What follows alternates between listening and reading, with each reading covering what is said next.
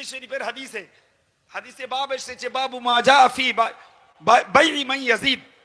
জি, যার বাংলা অর্থ হলো কে বেশি দামে মাল কিনতে পারে।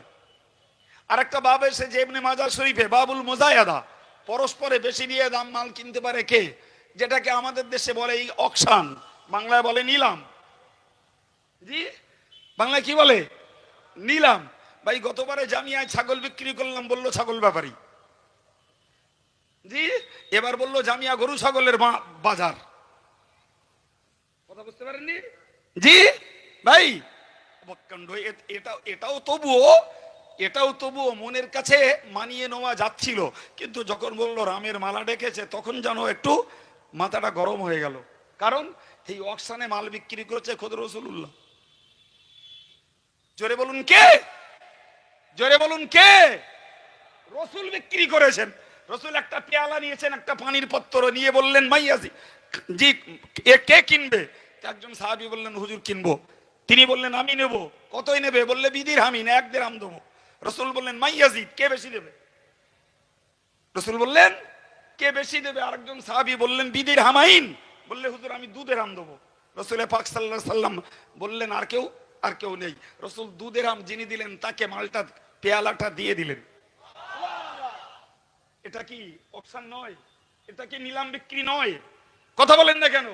এখন যদি কোনো কপাল পোড়া বলে যে জামিয়ায় রামের মালা ডেকেছে, খাদিজায় সোনা বিক্রি করে রামের মালা ডেকেছে, এ দায়টা কার ঘাড়ে চাপবে? কথা বলেন। হ্যাঁ, আরে ওটা পরের কথা। জি, সোনা কাইয়ুম বিক্রি করেনি।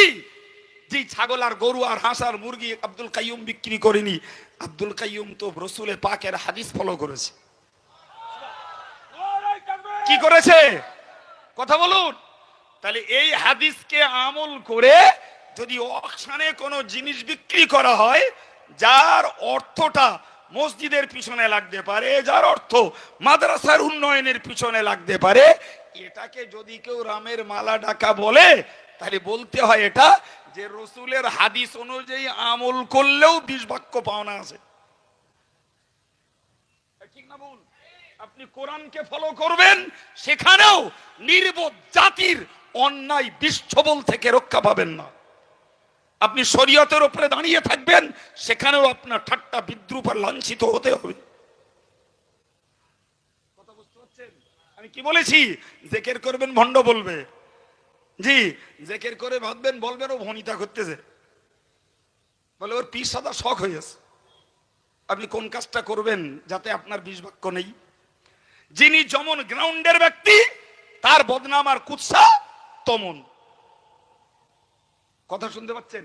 আরে আমি অন্যের কথা বলছি না, খোদ মুসলিম কমিউনিটির এমনও কপাল পোড়া রয়েছে যারা ন্যূনতম আজও ইসলাম আর ইসলামের বিধানের মর্যাদা দিতে জানে না। এখনো তারা আলেমদের মৌলী সাহেব বলে। তার মানে ঘৃণা, অবজ্ঞা, তাচ্ছিল্য। এরা ফকরি বিদ্যা শিক্ষালোক, এদের প্রতি ওদের কোন রকমের ন্যূনতম দায়বদ্ধতার মর্যাদা নেই। কেন? মৌলী সাহেবের অপরাধ কি? মৌলী সাহেব নামাজের কথা বলে, জিকিরের কথা বলে, তসবির কথা বলে, কোরআন পড়ার কথা বলে, হালাল হারামের কথা বলে, ইবাদত আমলের কথা বলে, সুদ গান মদ নারীবাজির ইত্যাদির বিরুদ্ধে বলে।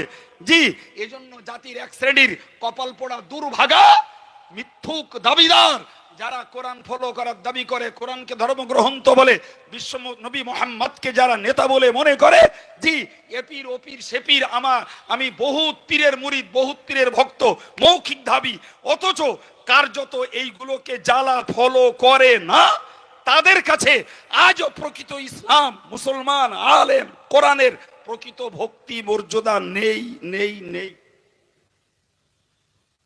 আপনি কেন বলবেন হিন্দুর কথা? কেন বলবেন ইহুদির কথা? কেন বলবেন খ্রিস্টানের কথা? কেন বলবেন বৌদ্ধর কথা? জি ভাই, ইহুদি, খ্রিস্টান আর হিন্দুকে যদি আজকের মুসলিম কমিউনিটির বিরোধিতা করতে হয়, যথেষ্ট ভাবতে হবে, যথেষ্ট ভয় করতে হবে, যথেষ্ট নাটক করতে হবে। তবে মুসলমানদের এগনেস্টে একটা কিছু করা যাবে, কিন্তু মুসলমানের এগনেস্টে কিছু করবে ভয় নাই, তঞ্চু লজ্জা নাই, শরম নয়, গোহত্তমি করেই করে চলবে, চলছেও তাই। দেখছেন না ভারতবর্ষের গদিটাকে আটকানোর জন্য কত রকমের নাটক করা হচ্ছে? টোটালটাই নাটক। টোটালটাই নাটক। জি, কিন্তু তাই বলে